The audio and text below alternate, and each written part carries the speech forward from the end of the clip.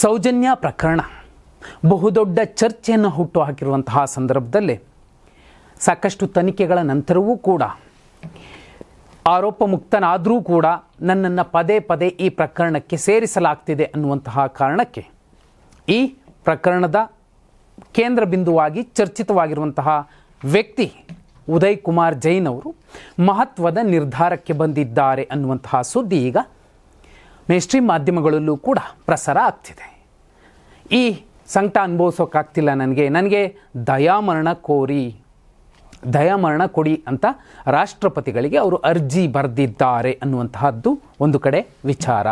ಆದರೆ ಇದೇ ಪ್ರಕರಣದಲ್ಲಿ ಈ ಹಿಂದಿನ BJP ಸರ್ಕಾರ ಎಲ್ಲೋ ಒಂದು ಕಡೆ ಮೈ ಮರೆಯಿತಾ ಅಥವಾ ಎಡವು ಬಿಡ್ತಾ ಅನ್ನುವಂತಹ ಒಂದು ಬಹುದೊಡ್ಡ ಅನುಮಾನ ಹುಟ್ಟಿಸಿರುವಂಥದ್ದು ಒಂದು ದಾಖಲೆ. ಅದು ಕೂಡ ಮಾಹಿತಿ ಹಕ್ಕಿನಡಿಯಲ್ಲಿ ದಿ ಫೈಲ್ ಅನ್ನುವಂತಹ ನಿಜವಾದ ತನಿಖಾ ಪತ್ರಿಕೋದ್ಯಮ ಮಾಡ್ತಿರುವಂತಹ ಕನ್ನಡದ ಏಕೈಕ website the file Kannada, G Mahantesh ಅವರ ಒಂದು ನೇತೃತ್ವದಲ್ಲಿ ನಡೀತಿರುವಂತಹ ಆ ವೆಬ್ಸೈಟ್ನಲ್ಲಿ ಸ್ಫೋಟಕವಾದಂತಹ ಒಂದು ವರದಿ ಹಚ್ಚಾಗಿದೆ, ಪ್ರಕಟವಾಗಿದೆ. ಸುಮಾರು 438 ಪುಟಗಳ ಆ ಒಂದು ವರದಿಯಲ್ಲಿ ಮಾಹಿತಿ ಹಕ್ಕಿನಡಿಯಲ್ಲಿ ಸಿಕ್ಕಿರುವಂತಹ ಮಾಹಿತಿಯಲ್ಲಿ ಆ ಪುಟಗಳಲ್ಲಿ ಸ್ಫುಟವಾಗಿ ದಾಖಲು ಆಗಿರುವಂಥದ್ದೇನು ಈ ಹಿಂದಿನ BJP ಸರ್ಕಾರ ಮತ್ತು ಅವತ್ತಿನ ಆರೋಗ್ಯ ಸಚಿವರಾಗಿದ್ದಂತಹ ಬಿ ಶ್ರೀರಾಮುಲು ಅವರು ಹೇಳಿದ್ದೇನು ಎಲ್ಲವೂ ಕೂಡ ಬಹುಮುಖ್ಯವಾದಂತಹ ವಿಚಾರ. ನೋಡಿ, ಮರಣೋತ್ತರ ಪರೀಕ್ಷೆಯಲ್ಲಿ ಲೋಪಗಳಾಗಿದ್ವು ಅನ್ನೋದನ್ನು CBI ಕೂಡ ಸ್ಪಷ್ಟವಾಗಿ ತನ್ನ ಶಿಫಾರಸ್ಸಿನಲ್ಲಿ ಹೇಳಿತ್ತು. ವೈದ್ಯಾಧಿಕಾರಿಗಳಿಗೆ ಒಂದು ದಂಡನೆ ಆಗಬೇಕು ಅಥವಾ ಅವರಿಗೆ ಶಿಕ್ಷೆ ಆಗಬೇಕು ಅನ್ನೋದನ್ನು ಕೂಡ ಹೇಳಿತ್ತು CBI. ಅನಂತರ ಇಲಾಖೆಯ ವಿಚಾರಣೆಯನ್ನು ಅವತ್ತಿನ ಸರ್ಕಾರ BJP ಸರ್ಕಾರ ಕರೆದಿತ್ತು. ಅಲ್ಲೂ ಕೂಡ ಸ್ಪಷ್ಟವಾಗಿ ಹೇಳಿದ್ದೇನು ಇಲಾಖೆ, ಮರು ವಿಚಾರಣೆ ನಡೆದರೂ ಕೂಡ ಆರೋಪಗಳು ರುಜುವಾತಾಗುವುದು ಕಷ್ಟ ಅನ್ನೋದನ್ನು ಇಲಾಖೆ ಹೇಳಿತ್ತು. ಸುದೀರ್ಘ ರಿಪೋರ್ಟ್ನಲ್ಲಿ ಏನಿದೆ ಅಂದರೆ, ಸೌಜನ್ಯ ಮರಣೋತ್ತರ ಪರೀಕ್ಷೆಯಲ್ಲಿ ವೈದ್ಯಾಧಿಕಾರಿಗಳು ಲೋಪ ಎಸಗಿದ್ದಾರೆ ಎಂದು CBI ಮಾಡಿದ್ದ ಆರೋಪಗಳು ಸಾಬೀತಾಗಿಲ್ಲ ಎಂದು ವಿಚಾರಣಾಧಿಕಾರಿಯವರು ವರದಿ ನೀಡಿರುವುದರಿಂದ ಮತ್ತೆ ವಿಚಾರಣೆ ನಡೆಸಿದ್ರೂ ಆರೋಪಗಳು ರುಜುವಾತಾಗುವುದು ಕಷ್ಟವಾಗುತ್ತದೆ ಎಂದು ಈ ಹಿಂದಿನ BJP ಸರ್ಕಾರದ ಅವಧಿಯಲ್ಲಿ ಆರೋಗ್ಯ ಮತ್ತು ಕುಟುಂಬ ಕಲ್ಯಾಣ ಇಲಾಖೆಯು ತನ್ನ ನಿಲುವನ್ನು ವ್ಯಕ್ತಪಡಿಸಿತ್ತು. ಅವರೇ ಒಂದು ಶರ ಬರೆದಿದ್ರು ಅನ್ನುವಂಥದ್ದು ಇಲ್ಲಿ ಸ್ಪಷ್ಟವಾಗಿ ದಾಖಲಾಗುತ್ತೆ. ಅದರಲ್ಲೂ ಮುಖ್ಯವಾಗಿ ಈ 438 ಪುಟಗಳ ದಾಖಲೆ ಏನಿದೆ, ಮಾಹಿತಿ ಏನಿದೆ, ಈ ಕಡತದಲ್ಲಿ 49ನೇ ಪುಟದಲ್ಲಿ ವಿಚಾರಣೆ ನಡೆಸುವ ಕುರಿತು ಆರೋಗ್ಯ ಮತ್ತು ಕುಟುಂಬ ಕಲ್ಯಾಣ ಇಲಾಖೆಯ ಸರ್ಕಾರದ ಪ್ರಧಾನ ಕಾರ್ಯದರ್ಶಿಯಾಗಿದ್ದ ಜಾವೇದ್ ಅಖ್ತರ್ ಅವರು ಅಭಿಪ್ರಾಯ ನೀಡಿದ್ದರು. ಈ ಅಭಿಪ್ರಾಯದ ಕುರಿತು ಅಂದು ಆರೋಗ್ಯ ಮತ್ತು ಕುಟುಂಬ ಕಲ್ಯಾಣ ಇಲಾಖೆಯ ಸಚಿವರಾಗಿದ್ದ ಬಿ ಶ್ರೀರಾಮುಲು ಅವರು ಸಹ ಚರ್ಚಿಸಿದ್ದರು ಎಂಬುದು ಟಿಪ್ಪಣಿ ಹಾಳೆಯಿಂದ ಗೊತ್ತಾಗಿದೆ. ಅವತ್ತು ಜಾವೇದ್ ಅಖ್ತರ್ ಅವರು ಹೇಳಿದ್ದೇನು, ಈ ಪ್ರಕರಣದಲ್ಲಿ ವಿಚಾರಣಾಧಿಕಾರಿಯವರು ವಿಚಾರಣೆ ನಡೆಸಿ ಆರೋಪಗಳನ್ನು ಸಾಬೀತುಪಡಿಸಲು ಯಾವುದೇ ಆಧಾರಗಳಿಲ್ಲ, ಆದ್ದರಿಂದ ಅಪರಾಧಿಗಳ ವಿರುದ್ಧ ಕ್ರಮ ತೆಗೆದುಕೊಳ್ಳಲು ಏನೂ ಇರುವುದಿಲ್ಲ ಎಂದು ತಿಳಿಸಿದ್ದಾರೆ. ಅಲ್ಲದೆ ಈ ಪ್ರಕರಣದಲ್ಲಿ ಮಂಡನಾಧಿಕಾರಿಯವರು ಯಾವುದೇ ಲಿಖಿತ ವಾದವನ್ನು ಸಲ್ಲಿಸಿರುವುದಿಲ್ಲ ಹಾಗೂ ವಿಚಾರಣೆಗಾಗಿ ಸಾಕ್ಷಿದಾರರು ಹಾಜರಾಗಲು ವಿಫಲರಾಗಿರುತ್ತಾರೆ ಎಂದು ವಿಚಾರಣಾಧಿಕಾರಿಯವರು ತಿಳಿಸಿರುತ್ತಾರೆ ಎಂದು ಟಿಪ್ಪಣಿ ಹಾಳೆಯಲ್ಲಿ ವಿವರಿಸಿರುವುದನ್ನು ತಿಳಿದು ಬರುತ್ತದೆ ಅನ್ನೋದು ಈ ವರದಿಯಲ್ಲಿ ದಾಖಲಾಗಿರುವಂತಹ ವಿಚಾರ. ಅಷ್ಟೇ ಅಲ್ಲದೆ ಅವತ್ತಿನ ವಿಚಾರಣಾಧಿಕಾರಿಗಳ ವರದಿಯಲ್ಲಿ ಒಂದು ಸ್ಫುಟವಾದ ಅಭಿಪ್ರಾಯ ಇದ್ದಿದ್ದೇನು, CBI ಹೇಳಿದೆ, ಹಾಗಂತ ಈ ಹಿನ್ನೆಲೆಯಲ್ಲಿ ಮತ್ತೆ ವಿಚಾರಣೆ ನಡೆಸಿದ್ರೂ ಆರೋಪಗಳು ರುಜುವಾತಾಗುವಂಥದ್ದು ಕಷ್ಟ ಆಗತ್ತೆ ಅನ್ನೋದನ್ನು ಅವತ್ತಿನ ಆರೋಗ್ಯ ಕಲ್ಯಾಣ ಇಲಾಖೆಯ ಅಂದಿನ ಪ್ರಧಾನ ಕಾರ್ಯದರ್ಶಿ ಜಾವೇದ್ ಅಖ್ತರ್ ಅವರು ಹೇಳಿದ್ರು, ತಮ್ಮ ಅಭಿಪ್ರಾಯ ಮಂಡಿಸಿದ್ರು. ಇನ್ನು ಈ ಪ್ರಕರಣಕ್ಕೆ ಸಂಬಂಧಪಟ್ಟಂತೆ ಅವತ್ತಿನ ಆರೋಗ್ಯ ಸಚಿವ ಶ್ರೀರಾಮುಲು ಅವರು ಹೇಳಿದ್ದೇನು, ಇಲಾಖೆ ವಿಚಾರಣೆ ಮಾಡಿದ್ದ ಇಲಾಖೆಯ ಅಧಿಕಾರಿಗಳು ಇಲಾಖೆಯ ವಿಚಾರಣೆಯಂತೆ ಕ್ರಮ ತೆಗೆದುಕೊಂಡ ಬಗ್ಗೆ ಉಲ್ಲೇಖ ಇರುವುದಿಲ್ಲ, ದುರ್ಮರಣಕ್ಕೆ ಈಡಾಗಿರುವುದು ಎಳೆ ವಯಸ್ಸಿನ ಯುವತಿ. ಇಂತಹ ಪ್ರಕರಣದಲ್ಲಿ ವಿಚಾರಣೆಗಳನ್ನು ಕೂಲಂಕುಷವಾಗಿ ಸಾರ್ವಜನಿಕ ಹಿತದೃಷ್ಟಿಯಿಂದ ಮಾಡುವುದು ಸೂಕ್ತ. ಮರಣೋತ್ತರ ಪರೀಕ್ಷೆ ಮಾಡಿರುವ ವೈದ್ಯಾಧಿಕಾರಿಗಳು ಸರಿಯಾದ ರೀತಿಯಲ್ಲಿ ಪರೀಕ್ಷೆ ಮಾಡಿ ಸರಿಯಾದ ದಾಖಲೆಗಳು ನೀಡಿಲ್ಲವೆಂದು CBIನವರು ತಮ್ಮ ಪತ್ರದಲ್ಲಿ ಆಕ್ಷೇಪಣೆಗಳನ್ನು ವ್ಯಕ್ತಪಡಿಸಿದ್ದು, ಈ ಬಗ್ಗೆ ಪುನರ್ ಪರಿಶೀಲಿಸಿ ಕಡತವನ್ನು ಸಲ್ಲಿಸಬೇಕು ಎಂದು ಶ್ರೀರಾಮುಲು ಅವರು ಟಿಪ್ಪಣಿ ಹಾಳೆಯಲ್ಲಿ ನಿರ್ದೇಶಿಸಿರುವುದು ಸ್ಪಷ್ಟವಾಗಿ ಕಾಣಿಸುತ್ತದೆ. ಆದಾಗ್ಯೂ ಕೂಡ ಈ ಹಿಂದಿನ BJP ಸರ್ಕಾರದ ಅವಧಿಯಲ್ಲಿ ಕೈಗೊಂಡ ತೀರ್ಮಾನವನ್ನು ಈಗಿನ ಕಾಂಗ್ರೆಸ್ ಸರ್ಕಾರ ಒಪ್ಪಿದೆ.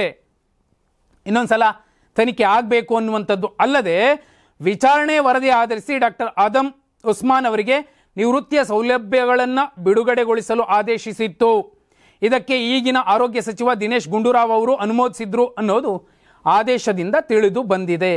ಶ್ರೀರಾಮುಲು ಅವರು ಅತ್ಯಂತ ಸ್ಪಷ್ಟವಾಗಿ ಹೇಳಿದರು, ಏನು ಸರಿಯಾದ ರೀತಿಯಲ್ಲಿ ಪರೀಕ್ಷೆ ಮಾಡಿ ಸರಿಯಾದ ದಾಖಲೆಗಳನ್ನು ನೀಡಿಲ್ಲವೆಂದು CBIನವರು ಈ ಪತ್ರದಲ್ಲಿ ಆಕ್ಷೇಪಣೆಗಳನ್ನು ವ್ಯಕ್ತಪಡಿಸಿದ್ದು, ಈ ಬಗ್ಗೆ ಪುನರ್ ಪರಿಶೀಲಿಸಿ ಕಡತವನ್ನು ಸಲ್ಲಿಸಬೇಕು ಅನ್ನುವಂಥದ್ದನ್ನು ಹೇಳಿದ್ದಾಗ್ಯೂ ಕೂಡ ಆ ನಂತರದಲ್ಲಿ ಇಲಾಖಾ ವರದಿ ಒಂದು ಸ್ಪಷ್ಟತೆಯನ್ನು ಕೊಟ್ಟಿತ್ತು. ಎಷ್ಟೇ ನಾವಿಲ್ಲಿ ಪ್ರಯತ್ನಿಸಿದ್ರೂ ಕೂಡ ಇಲ್ಲಿ ರುಜುವಾತ್ ಮಾಡೋಕ್ಕಾಗೋದಿಲ್ಲ ಅನ್ನುವಂತಹ ನಿರ್ಧಾರಕ್ಕೆ ಬಂದು ಇಡೀ ಪ್ರಕರಣವನ್ನು ಒಂದು ಹಂತಕ್ಕೆ ಧೂಳಿಡಿಯುವಂತೆ ಮಾಡಿಸಿಬಿಟ್ಟಿದ್ದರು. ಆದರೆ ಇನ್ನೂ ಒಂದು ಮುಖ್ಯ ವಿಚಾರ ಇಲ್ಲಿ, ಸೌಜನ್ಯ ಪ್ರಕರಣವನ್ನು ಮರು ತನಿಖೆ ನಡೆಸಬೇಕು ಅಂತ BJP ಶಾಸಕ ಹರೀಶ್ ಪೂಂಜಾ ಅವರು ಅವತ್ತು 2023ರಲ್ಲೇ ಸರ್ಕಾರಕ್ಕೆ ಪತ್ರ ಬರೆದಿದ್ರು. ಈ ಪತ್ರವನ್ನು ಆಧರಿಸಿ ಕಾನೂನು ಇಲಾಖೆಗೆ ಕಡತವನ್ನು ಕಳುಹಿಸಿದ್ದ ಗೃಹ ಇಲಾಖೆಯ ಅಭಿಪ್ರಾಯ ಕೋರಿತ್ತು. ನಾಗರಿಕ ಭಾವನೆಗಳನ್ನು ಗಂಭೀರವಾಗಿ ಪರಿಗಣಿಸಿ ಸರ್ಕಾರವು ಕುಮಾರಿ ಸೌಜನ್ಯಾಳ ಅತ್ಯಾಚಾರ ಹಾಗೂ ಕೊಲೆ ಪ್ರಕರಣವನ್ನು ಮರು ತನಿಖೆಗೆ ಒಳಪಡಿಸಿ ಸೌಜನ್ಯಾಳಿಗೆ ಮತ್ತು ಮೃತಳ ಕುಟುಂಬಕ್ಕೆ ನ್ಯಾಯ ದೊರಕಿಸಿಕೊಡಲು ಕೋರಿರುವುದರಿಂದ ಆಡಳಿತ ಇಲಾಖೆಯವರು ಈ ಕುರಿತು CBIನಲ್ಲಿ ಮುಕ್ತಾಯಗೊಂಡಿರುವ ಸೌಜನ್ಯ ಪ್ರಕರಣವನ್ನು ಮರು ತನಿಖೆಗೆ ವಹಿಸಲು ಅವಕಾಶವಿದೆಯೇ ಎಂಬ ಬಗ್ಗೆ ಅಭಿಪ್ರಾಯ ಕೋರಿ ಕಡತವನ್ನು ಸಲ್ಲಿಸಲಾಗಿದೆ. ಈ ಪ್ರಕರಣಕ್ಕೆ ಸಂಬಂಧಿಸಿದಂತೆ ಅಭಿಪ್ರಾಯ ನೀಡುವ ಸಲುವಾಗಿ ಪ್ರಕರಣದಲ್ಲಿ ಸಾಕ್ಷಿಗಳು ನೀಡಿರುವ ಹೇಳಿಕೆಯ ಪ್ರತಿ ಮತ್ತು ಬೆಂಗಳೂರಿನಲ್ಲಿ ಹೆಚ್ಚುವರಿ ಸಿಟಿ ಸಿವಿಲ್ ಸೆಷನ್ಸ್ ನ್ಯಾಯಾಲಯ CCH 51ರಲ್ಲಿ ದಾಖಲಾಗಿರುವ ಪ್ರಕರಣ 2021 ಅಕ್ಟೋಬರ್ 4ರಂದು ನೀಡಿರುವ ಆದೇಶದ ಪ್ರತಿಗಳನ್ನು ಪರಿಶೀಲಿಸುವುದು ಅವಶ್ಯಕವಾಗಿದೆ ಎಂದು ಕಾನೂನು ಇಲಾಖೆಯು ಅಭಿಪ್ರಾಯಿಸಿರುವುದು ಟಿಪ್ಪಣಿ ಹಾಳೆಗಳಿಂದ ತಿಳಿದು ಬರುತ್ತದೆ. ಇದಕ್ಕೆ ಸಂಬಂಧಿಸಿದ ಕಡತವು ಇಲಾಖೆಯಲ್ಲಿ 18 ತಿಂಗಳಿನವರೆಗೂ ಕಡತ ತೆವಳಿತ್ತು. ಯಾವುದೇ ತೀರ್ಮಾನ ಆಗಿರಲಿಲ್ಲ. 18 ತಿಂಗಳ ಕಾಲ ಸುಮ್ಮನೆ ಎಳೆದಾಡಿದ್ರೆ ವಿನಃ ಯಾವುದೇ ತೀರ್ಮಾನ ಆಗಿರಲಿಲ್ಲ.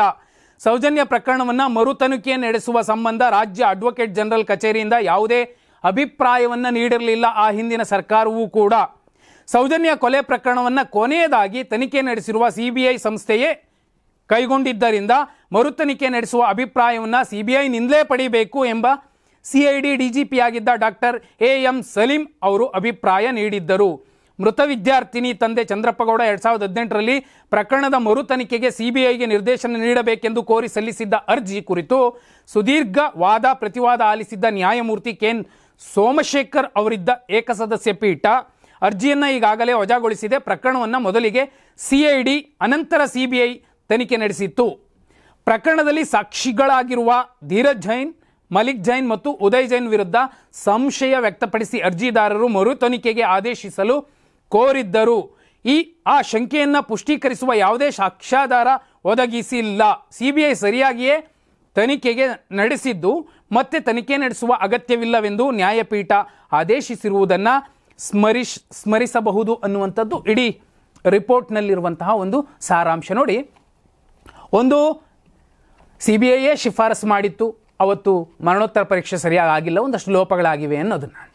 ಅನಂತರದಲ್ಲಿ ಇಲಾಖಾ ವಿಚಾರಣೆಯನ್ನು ನಡೆಸ್ತಾರೆ. ಇಲಾಖಾ ವಿಚಾರಣೆಯಲ್ಲಿ ಡಾಕ್ಟ್ರುಗಳು ನಮಗೆ ಕೆಲವು ದಾಖಲೆಗಳನ್ನು ಕೊಡಲಿಲ್ಲ ಅಂತ ವಿಚಾರಣಾಧಿಕಾರಿಗಳು ಹೇಳ್ತಿದ್ದಾರೆ. ಮತ್ತು ಲಿಖಿತವಾದ ವಾದವನ್ನು ಕೂಡ ಮಂಡಿಸಿಲ್ಲ ಅನ್ನುವಂಥದ್ದು ಬಹುಮುಖ್ಯ ವಿಚಾರ ವಿಚಾರಣಾಧಿಕಾರಿಗಳು.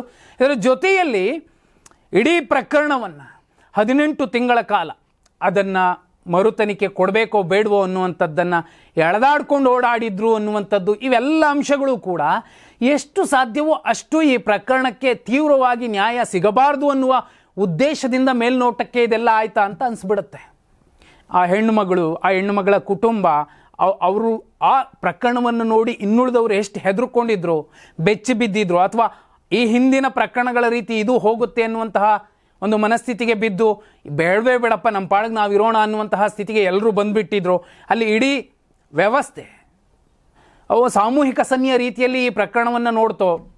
ಆದರೆ ಈ ಪ್ರಕರಣಕ್ಕೆ ಈಗಲಾದರೂ ಜನಾಕ್ರೋಶ ಈಗಲೂ ಇದೆ, ಜೋರಾಗಿದೆ. ಆದರೆ ಸರ್ಕಾರ ಮನಸ್ಸು ಮಾಡಬೇಕು.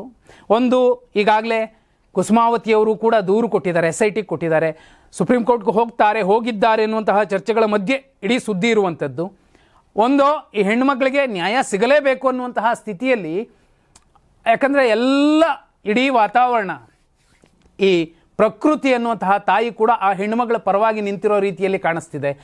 ಕೆಲವು ಕಡೆ ಚಿನ್ನಯ್ಯ ಒಂದು ಹೇಳಿಕೆ ಕೊಟ್ಟಿದ್ದು ಸಾಕ್ಷಿಯಾಗಿ ಉಳಿದಿರುವಂಥದ್ದು, ಒಡನಾಡಿ ಸಂಸ್ಥೆಯ ಬಲದೊಂದಿಗೆ, ಧೈರ್ಯದೊಂದಿಗೆ, ಅವರ ಕಾನೂನಿನ ಮಾರ್ಗದರ್ಶನದ ಅಡಿಯಲ್ಲಿ ಬಂದು ಸಾಕ್ಷಿ ಹೇಳ್ತಿರುವಂತಹ ಆ ತಾಯಿಯ ಹೇಳಿಕೆ ಎಲ್ಲವೂ ಕೂಡ ಮತ್ತೊಮ್ಮೆ ಈ ಪ್ರಕರಣಕ್ಕೆ ಜೀವ ಬರುತ್ತೆ, ಮರುತನಿಖೆ ಆಗುತ್ತೆ, ಆ ಹೆಣ್ಣುಮಗಳಿಗೆ ನ್ಯಾಯ ಸಿಗುತ್ತೆ ಅನ್ನೋ ರೀತಿಯಲ್ಲೇ BJP ರಾಜ್ಯಾಧ್ಯಕ್ಷ ವಿಜೇಂದ್ರ ಅವರು ಕೂಡ ಹೇಳು ಸುಪ್ರೀಂ ಕೋರ್ಟ್ ಕೊಡಿ, ನಾವು ವೆಚ್ಚವನ್ನು ಭರಿಸ್ತೀವಿ ಅನ್ನುವಂಥದ್ದು, ಕಾನೂನು ವ್ಯಾಜ್ಯದ ಎಲ್ಲವೂ ಕೂಡ ಒಂದು ಕಡೆ ಬಂದು ನಿಂತಿರುವಂತಹ ಸಂದರ್ಭದಲ್ಲೇ ಈ ಪ್ರಕರಣವನ್ನು ಕೂಡ ಹಳ್ಳ ಹಿಡಿಸೋದಕ್ಕೆ ಬೇರೆ ಬೇರೆ ರೀತಿಯಲ್ಲಿ ಬೇರೆ ಬೇರೆ ಪ್ರಯತ್ನಗಳು ಕೂಡ ಆಗ್ತಿರೋದು ಕೂಡ ಸುದ್ದಿ ನೋಡುವಂಥವರಿಗೆ, ಸೂಕ್ಷ್ಮವಾಗಿ ನೋಡುವಂಥವ್ರಿಗೆ ಗೊತ್ತಾಗುತ್ತೆ. ಆದರೆ ಒಂದಂತೂ ಸತ್ಯ, ಈ ಹೆಣ್ಣು ಮಗಳಿಗೆ ನ್ಯಾಯ ಸಿಗಲಿಲ್ಲ ಅಂದರೆ ನ್ಯಾಯಾಂಗ ವ್ಯವಸ್ಥೆ ಬಗ್ಗೆ ಸಾಕಷ್ಟು ಜನಕ್ಕೆ ಅನುಮಾನ ಬರುತ್ತೆ.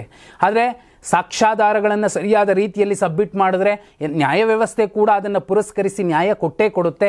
ಈ ಸಲ ಅದಾಗಬಹುದು ಅನ್ನೋ ಬಹುದೊಡ್ಡ ನಿರೀಕ್ಷೆಯಲ್ಲಿದ್ದಾರೆ. ಎಲ್ಲ ವಾತಾವರಣ ಕೂಡ ಅದಕ್ಕೆ ಪೂರಕವಾಗಿದೆ.